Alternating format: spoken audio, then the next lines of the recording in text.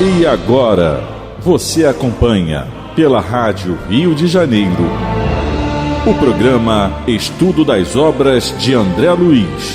Vamos refletir sobre o livro Mecanismos da Mediunidade. Produção e apresentação, Deusa Nogueira. Irmãos, amigos ouvintes da Rádio Rio de Janeiro, estamos nós na continuidade do estudo da obra de André Luiz.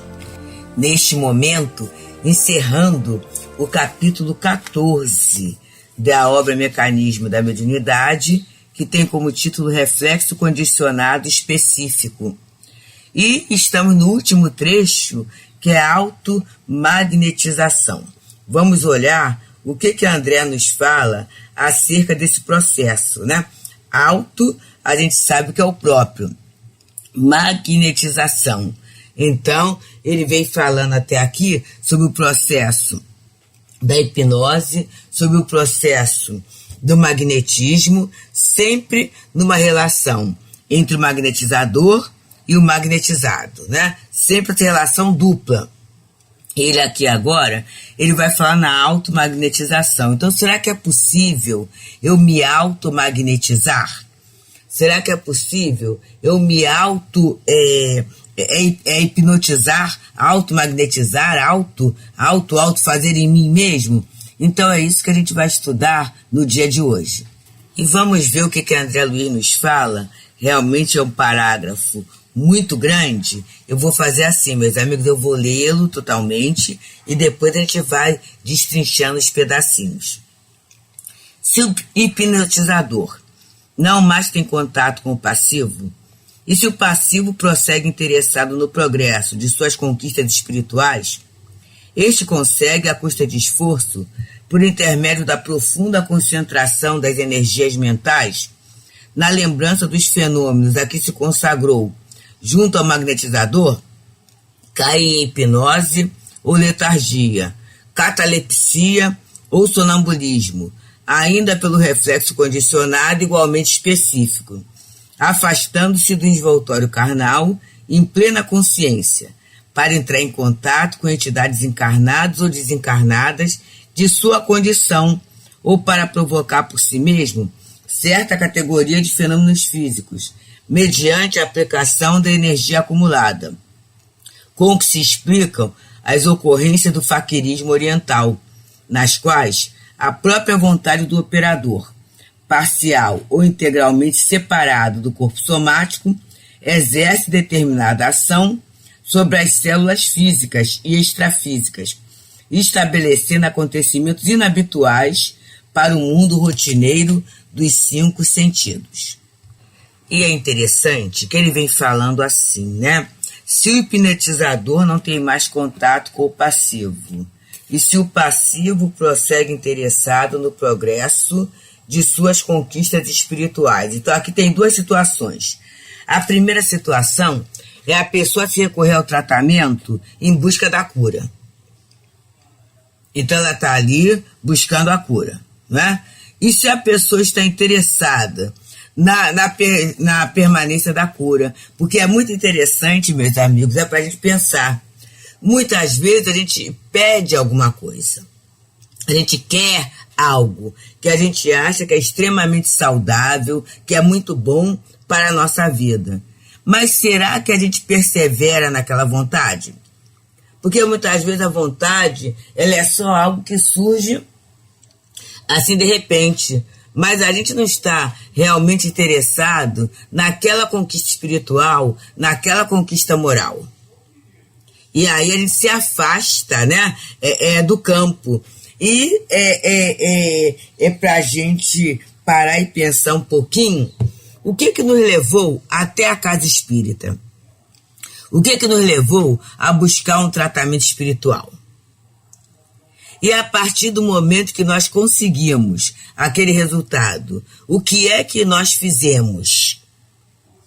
Como é que nós trabalhamos? Nós perseveramos? Continuando com isso ou não?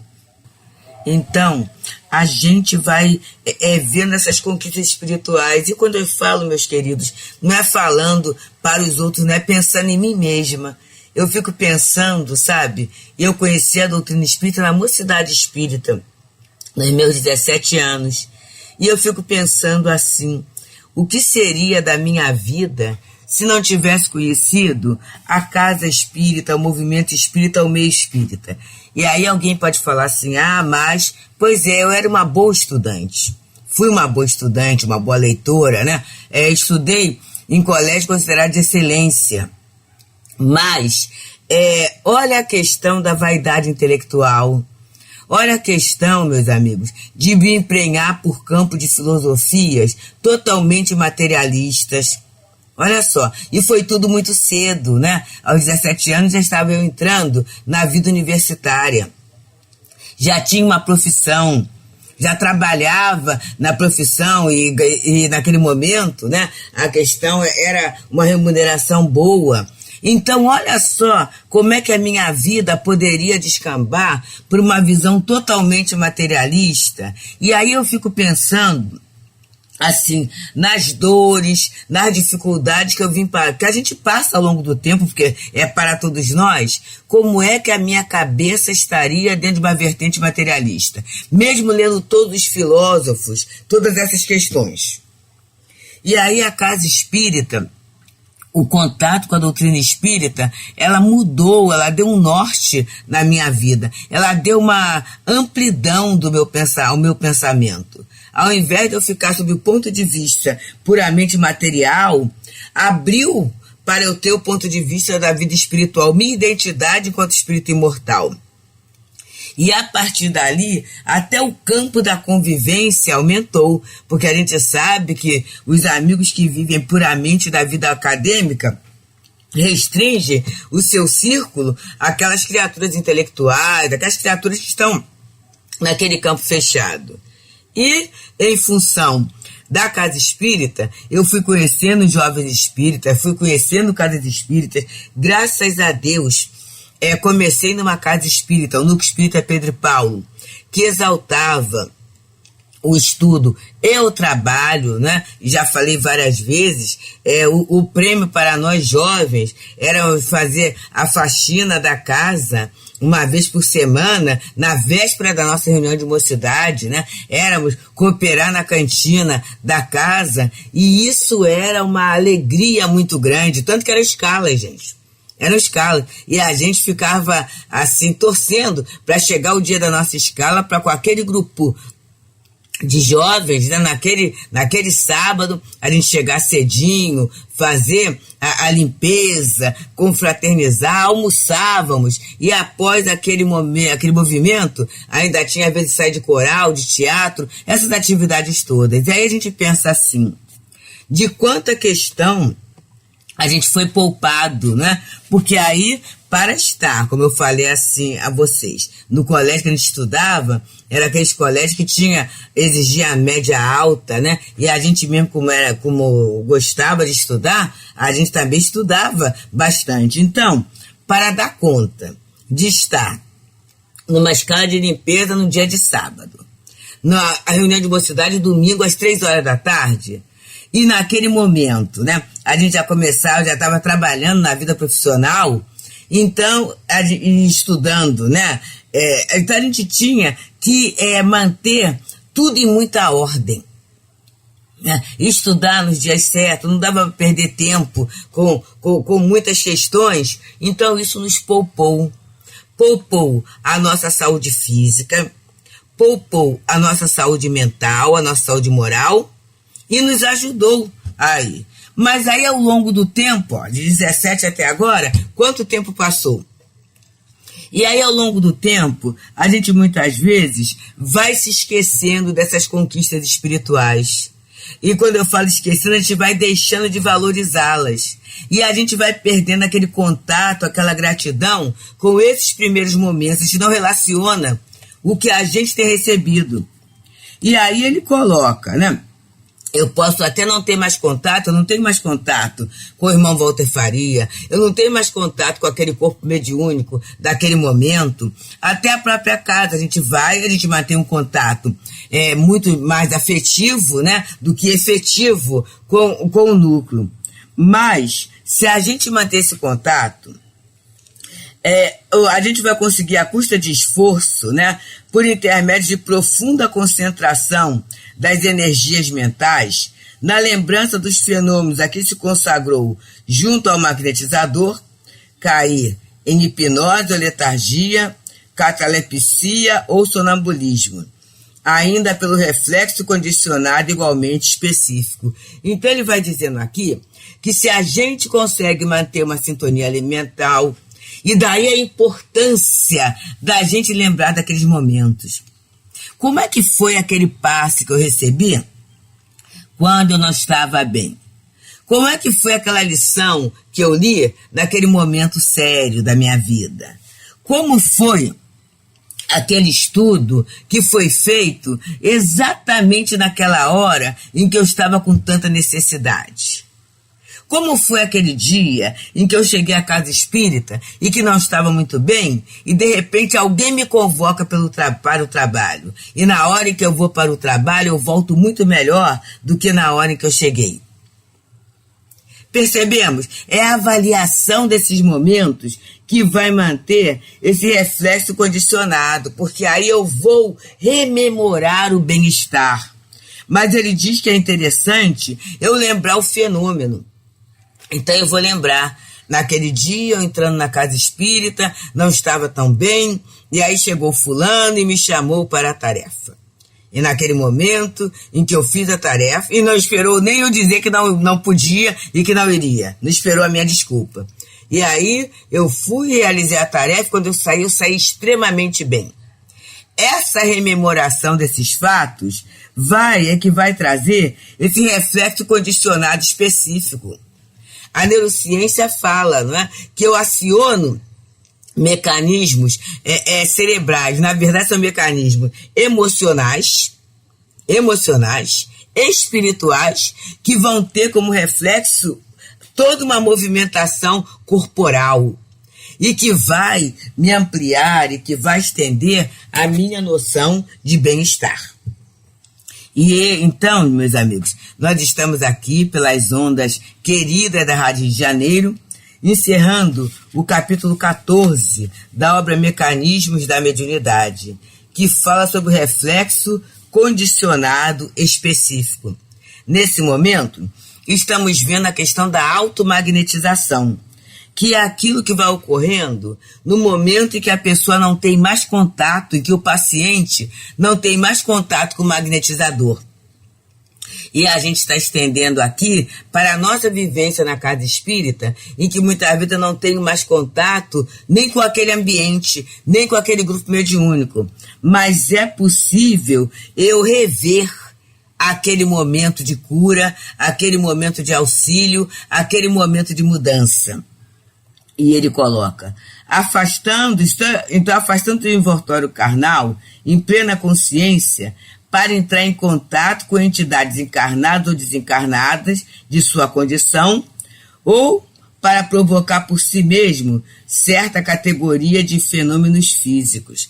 Então eu vou lembrando, e aí a gente tem o grande recurso da prece. Se eu lembro orando, se eu lembro pedindo, se eu lembro agradecendo, trabalhando essa gratidão, eu crio um campo de forças poderosíssimo e aí eu posso entrar em contato com entidades encarnadas, mas também com entidades encarnadas. Quem sabe até alguém daquele corpo mediúnico pode estar no sono físico, num processo de desdobramento e desprendimento e chegar até junto a mim. Quem sabe até eu vou poder, né, através da minha evocação, entrar em contato com aquela equipe espiritual que me atendeu naquele momento.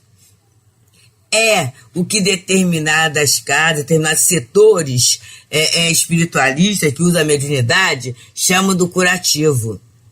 Ou a tantas horas, você fica quietinho, deita, lembra da casa, põe lá o seu copinho d'água, faz a sua oração e fica em oração, porque os médicos espirituais vão atendê-lo. É o mesmo processo, meus amigos.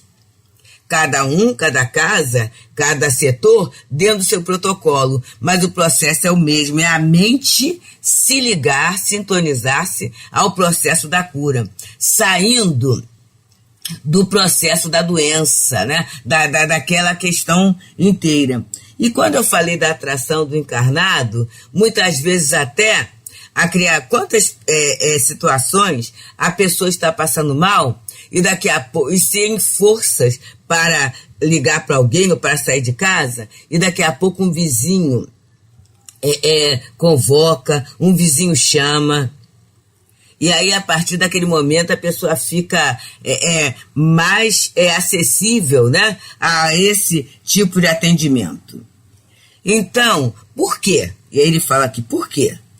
Mediante a aplicação de energia acumulada. Olha só, que energia acumulada é essa, gente? O fluxo da Terra, o fluxo da vida, o fluxo da lei de Deus é o bem. Então, no momento em que a gente vê que há essa energia do bem à nossa volta disponível, e aí quando eu entro nesse fluxo, quando eu entro nessa lembrança, quando eu acredito, né, e me sintonizo com essa possibilidade, entidades encarnadas e desencarnadas irão aplicar. É o chamado passe, é o chamado trabalho da transfusão do fluido curador. E aí ele diz que esse mesmo processo se explica as ocorrências do faquirismo oriental, nas quais a própria vontade do operador, parcial ou integralmente separado do corpo somático, exerce determinada ação sobre as células físicas e extrafísicas, estabelecendo acontecimentos inabituais para o mundo rotineiro dos 5 sentidos. E aí a gente começa a ver um pouquinho o que é esse faquirismo, né? Nessa obra, Dicionário de Filosofia Espírita, do Lamartine Pariano Júnior, ele vem falando assim: faquirismo, condição, estado ou modo de vida de faquir. E aí ele vem aqui, faquir, do árabe, faquir, pobre, hindu, mendicante, em geral muçulmano, que vive em ascetismo religioso. Encontram-se também aqueles que fazem apresentação ao público, que se exibem, deixando-se picar ou mutilar, aguentando jejuns rigorosos, sem dar o menor sinal de sensibilidade. E aí vamos ver que é viver em ascetismo rigoroso, né? Que a gente às vezes fica nessa dúvida. Ascetismo rigoroso. E aí, o que é a vida ascética, né? O que é essa vida ascética? É uma vida de privação, principalmente das questões materiais. Então a criatura fica lá naquele jejum alimentar, jejum até de água, né? Tudo isso durante um tempo muito grande. E em algumas situações a gente vê os espetáculos do faquirismo mostrando a insensibilidade física, que a criatura é picada, é mordida, às vezes até por insetos e tudo, ela não sente nada. E por que ela não sente nada? Porque naquele momento o faquir, ele está vivendo a vida de espírito, né? Ele concentra a sua mente, a sua vida totalmente no cérebro. E aí ele concentrado nessa vida de espírito, nessa atividade cerebral, né? Nessa atividade espiritual, e essa concentração vem de quê, gente? De um treinamento que ele passou. Quase sempre são amigos iniciados, são irmãos iniciados. E aí não são todos, quer dizer, você, é um muçulmano, mas não são todos. É aquele que tem essa possibilidade da emancipação da alma, de uma forma assim mais lúcida e até com controle da própria vontade. E aí ele se emancipa, emancipando-se da alma, os pontos de referência, os canais de ligação com a sensibilidade do corpo físico, né, perispírito, sistema nervoso central, Tudo isso, atenção, essa atenção que faz com que a gente sinta de forma mais ou menos intensa as dores, o exterior, o estímulo externo, que a gente registre de uma forma intensa. O registro externo não vai funcionar. E aí ele não vai perceber, não vai reclamar. Para o leigo, isso é alguma coisa fantástica, sobrenatural. Mas dentro do conhecimento espírita é algo possível. E aí a gente fala assim, bem, mas para nós nesse momento, as questões do faquirismo têm relevância? Não tem relevância mais, porque a gente já estudou. Mas a gente sabe que esses fenômenos mostram sempre, que como os fenômenos da emancipação da alma, como todos, que existe em nós alguma coisa além do corpo físico. Alguma coisa bem além do nosso corpo físico. Então é isso que a gente vai tendo essa noção. E não é exceção. Vamos pensar então um pouquinho no nosso dia a dia. Algumas pessoas estão com medo do retorno à vida comum. Existem até terapeutas, empresas, né, fazendo terapia para as pessoas voltarem ao trabalho. Porque tem o hábito de acordar, tem a questão de se vestir, tem a questão até de se contactar com o outro, porque naquele momento em que a pessoa estava em casa, em home office, a maioria estava se contactando com o outro através de uma máquina. E agora é um contato sem a máquina saiu, a tela saiu, é pessoal. E muitas pessoas mesmo estão nas questões psicológicas bem sérias, né? Sem contar os imbróglios, as questões, os nós que foram criados daqueles que se isolaram e muitas vezes embrulharam, né, as suas questões no medo, na agressividade, as relações às vezes muito agressivas, muito difíceis, em termos do conhecimento daquele grupo que viviam, outros até numa solidão muito grande, né, sem buscar contatos, sem buscar pontos de solidariedade, mesmo que virtualmente. Então, alguns estão conscientes da própria dificuldade. Como é que esse processo de automagnetização pode funcionar? Vamos lembrar os tempos de convivência? Vamos ver como era bom acordar cedo para ir ao trabalho.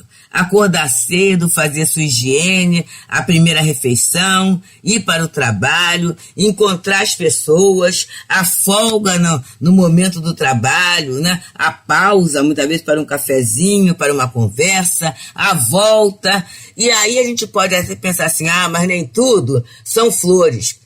Mas mesmo dentro daquela condução difícil, mesmo dentro daquela alimentação limitada, havia uma compensação, que é o receber o salário. E no momento da recepção do salário, a pessoa tinha o gosto, né, de pagar as suas contas, de comprar o seu alimento, a sua veste, de ter uma vida um tanto organizada, com um tanto de dignidade.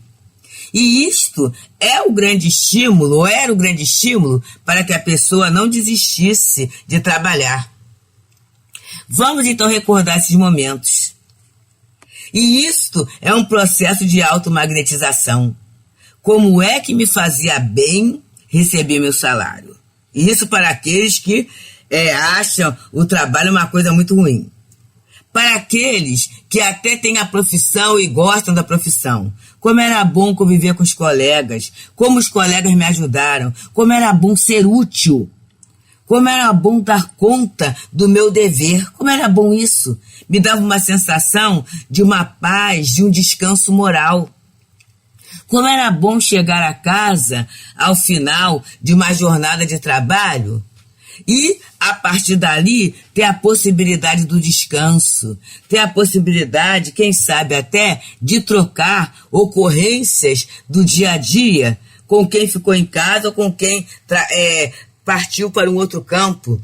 E aí esse campo de lembranças, que são lembranças saudáveis, porque o trabalho é toda ocupação útil, o trabalho é lei de Deus. Isso tudo irá nos energizando e despertando a nossa vontade. Até aqueles que têm o trabalho que é considerado rotineiro, doméstico. Ah, mas eu não estou com vontade de fazer nada. Lembra como é bom a gente ter a casa limpa e organizada, a gente ter a tarefa feita. Quantas alegrias isso já me trouxe. Então, quando eu me reporto a esse momento, eu crio esse campo. E alguém pensa assim, mas eu vou ter ajuda? Com toda certeza. Porque a tarefa que nós temos está enquadrada no nosso projeto reencarnatório. E todos nós reencarnamos para sermos felizes e vitoriosos moralmente. Muita paz. A Rádio Rio de Janeiro apresentou o programa Estudo das Obras de André Luiz. Produção e apresentação, Deusa Nogueira.